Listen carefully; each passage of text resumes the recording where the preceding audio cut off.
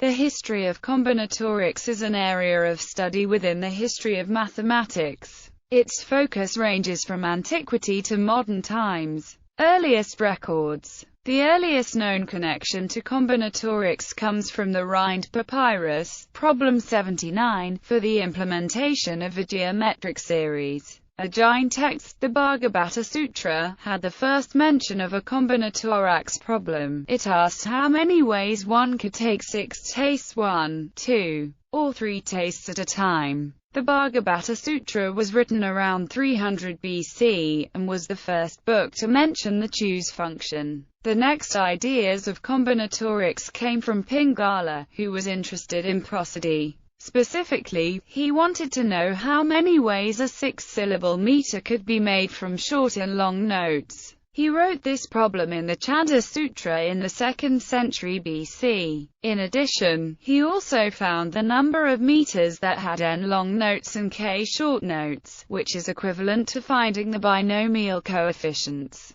The ideas of the Bhagavata were generalized by the Indian mathematician Mahavira in 850 AD, and Pingala's work on prosody was expanded by Bhaskara and Hemachandra in 1100 AD. Bhaskara was the first known person to find the generalized choice function, although Brahmagupta may have known earlier. Hemachandra asked how many meters existed of a certain length if a long note was considered to be twice as long as a short note, which is equivalent to finding the Fibonacci numbers. The ancient Chinese book of divination, I Ching, is about what different hexagrams mean, and to do this one needs to know how many possible hexagrams there were. Since each hexagram is a permutation with repetitions of 6 lines, where each line can be one of 2 states, solid or dashed, combinatorics yields the result that there are 2 6 equals 64 hexagrams. A monk also may have counted the number of configurations to a game similar to Go around 700 AD. Although China had relatively few advancements in enumerative combinatorics, they solved a combinatorial design problem, the normal magic square of order 3, around 100 AD, in the Loshu square. In Greece, Plutarch wrote that the Xenocrates discovered the number of different syllables possible in the Greek language.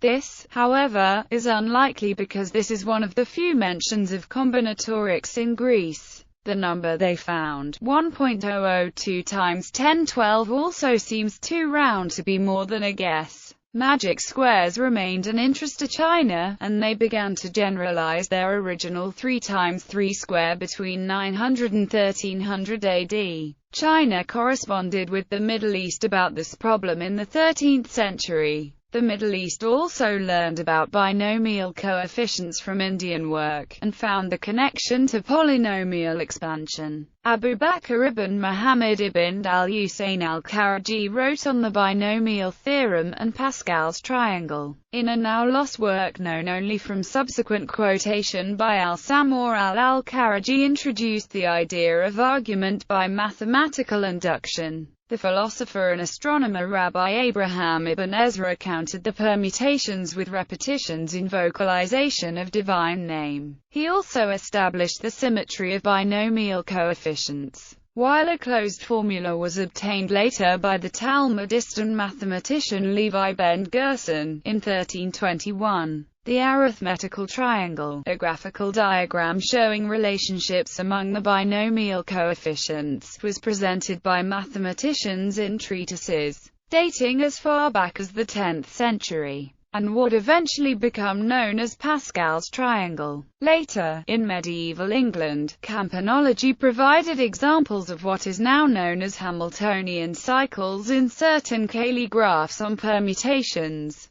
Combinatorics in the West. Combinatorics came to Europe in the 13th century through 2 mathematicians, Leonardo Fibonacci and Jordanus de Nemours. Fibonacci's Liber Abaci introduced many of the Arabian and Indian ideas to Europe, including that of the Fibonacci numbers. Jordanus was the first person to arrange the binomial coefficients in a triangle, as he did in Proposition 70 of De Arithmetica. This was also done in the Middle East in 1265, and China around 1300. Today, this triangle is known as Pascal's triangle. Pascal's contribution to the triangle that bears his name comes from his work on formal proofs about it, in addition to his connection between it and probability. Together with Leibniz and his ideas about partitions in the 17th century, they are considered the founders of modern combinatorics. Both Pascal and Leibniz understood that algebra and combinatorics corresponded.